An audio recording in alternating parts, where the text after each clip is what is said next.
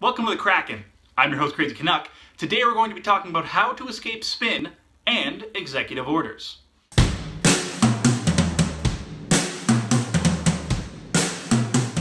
One of the most frustrating obstacles you can encounter when trying to verify a story or to figure out if what's being said to you is real is finding the actual material being discussed. You'll find thousands of articles and videos telling you about something that somebody said, but it's really hard to find the original document. Whether it's a tweet or a video or an article that was written or a video clip, it's really difficult nowadays to find where this material actually came from. It's difficult, but it's usually worth it. As we go, I'm going to be showing you some websites that will help you to do this. Unfortunately, as far as I know, there's no large database filled with all the source material from everybody ever, because that would be ridiculous. Especially when we're talking about stories that are breaking right now. I have one of those websites for you today. It's pretty simple. That's what these things are. They're straightforward. They're not some mysterious hidden archive that you couldn't get to. A lot of them you'll think, damn, that was obvious. So, the first one that we're going to look at, stay with me, Whitehouse.gov. It's the official website of the President of the United States.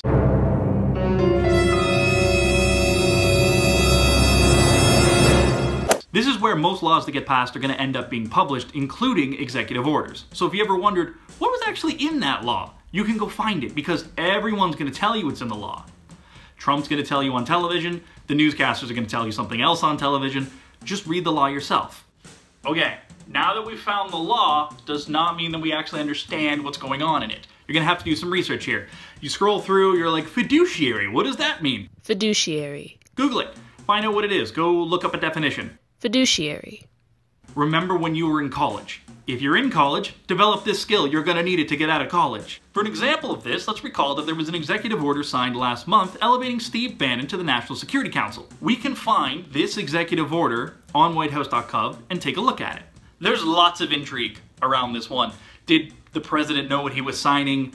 Is this document written in such a way that it would trick the president into signing something? I'm including a link to it in the description. Have a look at it for yourself. I warn you, it's incredibly boring. Most of these are short. This one is very long.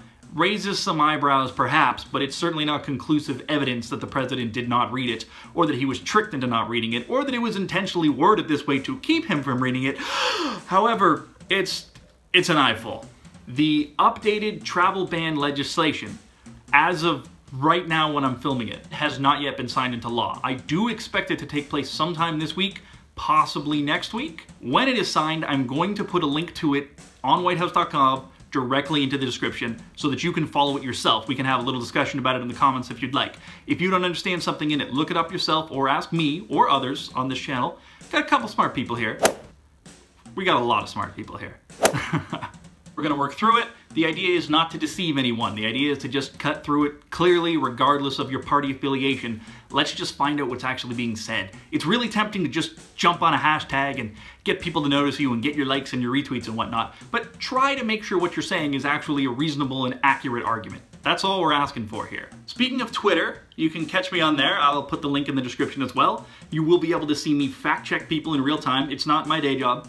I only do it from time to time. Today I actually got blocked by someone spreading false information, so means I'm doing a good job. I also make funny jokes from time to time, if you're into laughing. As a final note, I would like to give a thanks to fellow YouTuber El Rocher for inspiring me to get into YouTube. She is my girlfriend, in case that wasn't clear. You can find her channel linked on my channel. I'm going to put a link at the end of this video to a video that she and I recently made for Valentine's Day. So if you'd like to see the lighter side of Crazy Canuck, have a look at this. I have to warn you though, it does contain scenes of graphic cuteness. It could be difficult to watch for some. Ping, clap. Hooray! Yeah. We here at the Kraken thank you for joining us on this, a more relaxed episode on a beautiful, warm February day in Canada. They don't happen very often. As always, be good to each other.